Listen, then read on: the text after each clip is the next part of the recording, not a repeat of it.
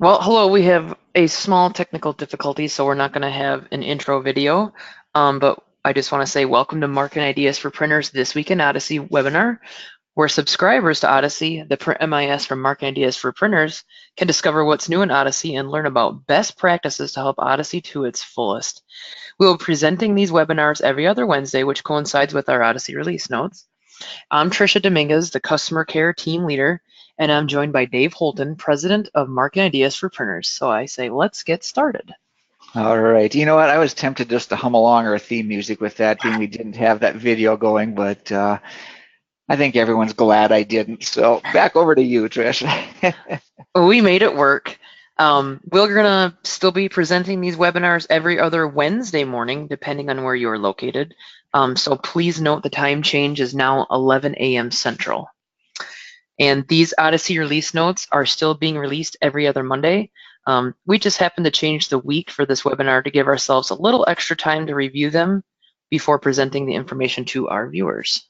Yeah, not only that, Trish already hinted at it. So as you're listening to this, please know that we have another webinar going as well. So we shifted this webinar for the reason Trish mentioned, but also just to make a little space for the other webinar. And that one is called Sell More Printing with Marketing Ideas for Printers.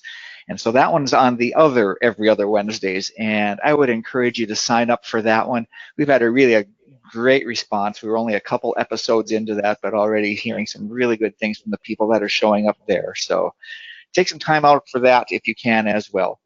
But for now, we'll go back to the focus on this webinar on the Odyssey release notes. So go for it, Trish. Yep, thanks, Dave. As I was mentioning, we're still going to be holding these based on our release notes. And real quick, speaking of release notes, I know I've gone over this before and before, but if we have new folks on the call or they're not sure, there's a help section in the upper right, and this is no matter which page you're on in Odyssey, and you can click on View Odyssey Documentation, which this takes us to the user guide. We have Odyssey release notes. This takes you to right here, this article that's called Odyssey Release Notes. And in here you can read on features that have been released and anything else that might catch your eye. And the third option on the help menu is open a support ticket. This will open you up into the control center of your website where you can enter in if you have a question or something's not going your way, whatever, you can send us that support ticket. So help section is pretty important there in Odyssey. Um, so with this, we have one new feature that I wanted to show you and talk a little bit about. And this is a grouping that is available in the sales report. And for the sales report, or for any report for that matter, on your homepage or your dashboard of Odyssey, yours might be in a different location, but it looks like a graph under the report section. I'm going to select View All or View Reports. The left side of the screen are all the different reports that Odyssey currently provides, and we're going to focus on the sales report. So right here, you're presented with the next screen where you can input your beginning or end date with these here, and I'm just going to go back about a month. And this is the group by that I was referring to. Currently, you can group by company, customer, sales rep, and the two newer group bys is press and press type. So first, I'm going to show you press, and then you select create report. And depending on how many orders and that sort of thing, it could take a few seconds. And when I say group by press, this means the specific press name. So in this case, this Canon color had this order from October 1st through today, this other Canon IR. So you can scroll down based on your dates you selected and look at the specific presses and how they've been performing. You can also group by what's called a press type.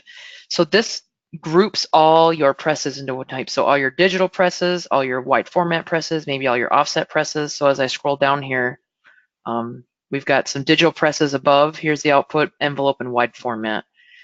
So you can group by press and press type now, in addition to what we already had there was sales rep and company or customer. So that's one of the new features that we released into Odyssey last Monday. Something else I wanted to mention, which is a bug, which actually you could consider an enhancement. In your resources list, if you clicked on a tag before, so these tags are on the left side.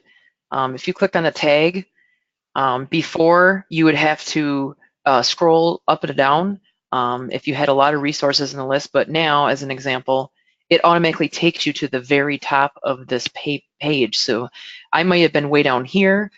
Odyssey now defaults you to the very top of this page. So whenever you select any tag, and you may have 100, 200 papers, that is quite a long scrolling. Selecting any tag that you have there, Odyssey defaults to take you to the very top, which is what I would want it to do as well, so you can start searching from the top. So that's one item that we made a fix to make it a little bit easier when you're rooting around here in the resources area. As I mentioned before, if you'd like to see additional release notes, that's in the help section. View Odyssey, Odyssey release notes, and you'll be taken to this knowledge base article. And this has a running list of all the release notes that we've been putting out. So as you can see, the latest was last Monday, and you're scrolling down. If you want to see what's been released every other week, feel free to look over this. I think at this point, I'm going to hand this over to Dave, and he has something up his sleeve to go over with us today. So let me change this over to Dave. Very good. Let me grab that window here. And I think we're rolling. So as I was looking at those reports, I kept thinking that is really a nice way to show the printing presses printing money. Anyone from the Treasury Department, I didn't mean that the way it sounded. It's making money there, but not that way. So yeah, good to see those reports. Thanks for showing those, Trish. No problem. What I'm going to do, you'd spend some time in the resources section. I'm going to do that same thing. And what I wanted to talk about today is one of the questions that does come up every so often from people just getting started with Odyssey. And the scenario is a case where a printer maybe doesn't do all of the production in-house. There's some of that's outside production. And that it's actually not, it's pretty easy to set that up in Odyssey, but if you're not looking for it in that right frame of mind, it might not seem as obvious as I'm about to show you. So that's the part that I wanted to show today, is how to handle tasks that you're not doing in-house, but that you are relying on an outside vendor. And that all starts in the resources. So if we go to resources, and we're going to look for one that's called outside production. And I just did the search to limit that up here, just to kind of refine that search, and went to the outside production resource. Now, here's the important thing for Odyssey subscribers. That's one that should show up there by default. And depending on when you started, that may not be there. And that's one that it takes just really a couple of clicks for us to get that there. Get that in your installation of Odyssey. So if you're not seeing that, just give us a quick nudge. Super easy for us to add that for you. It really is just that quick, quicker than it's taking me to talk about it. So that's the first fork in the road, is I want to make sure that if you are doing outside production or relying on other people to help you that production, that you've got this resource set up in here. And just so search for outside. If you don't see it, just let us know. Now, let's all go forward, assuming that that's in there as it is in my display. And I'm going to click into that. And this is a little bit of a thicker resource here. So that's one of the reasons that we want to help give you that nudge to get it into Odyssey. But it's a set it and forget it kind of area. So if you do have this set up, it's really easy for you to use and modify in the way that makes sense for you. So the way that this works is you'll see something like this right on the top of, right when you get started. And what we are mostly interested in here is the tasks. In this case, foil stamping is already in place. And really all you need to add in is the task description and the description of outside production, perhaps the vendor's name, as is in the case here. And you might want to put a default cost in there. You don't have to, but you might want to. So this one is set up for foil stamping. That one's in there already. I'm going to add another one just so you can see how that works. We'll add a task. Let's maybe say a die cutting. Maybe there's a specialized die cutting or specialized die that you need. And we'll just put our die vendor. That's a noun, not a verb. You don't want to tell your vendor to die. So there we go. Maybe I'll just clarify that. We'll add die cut vendor. How about that? And I'm going to leave the cost blank in this case. So we'll go ahead and save that. And there it is. So our resource has been added. Now I'm going to put all that to the side for a moment. Matter of fact, I Save will again real quick. I was going to say, make sure you save again. Sometimes that trips up people that there's 2 saves on some of these resources. So I just wanted thank to mention you. that. Mm-hmm. That is the voice of wisdom from Trisha, our customer care team leader. There's her work in action. Thanks, Trish. No problem. Don't want anybody losing work. So we're going to leave what I just had. We're going to let that be on this left side, and then we're going to go over here on this right side, and I'm going to put that to play in an estimate here. I think we have a few estimates in my sample data, so we'll go ahead and pull that up. Let's take a look at this flyer example, just as an example. And here are the different components. So what I'm going to do now then is look for outside production, and we're going to add that in there. And there, right, there's our pull down menu, foil stamping and die cutting. That matches up with the tasks that we had here. So you can see how that works. I'm going to add foil stamping, and you can see it just brings in that cost of $500 in there. So the intention there is that at some point you're going to get that price back from your outside vendor, and you're going to add that in here. Let's say, for instance, I used the die cutting option as well. Actually, what I'm going to do is I'm going to take that out completely and re-add that and go to die cutting. And you can see that the cost is left blank in that case.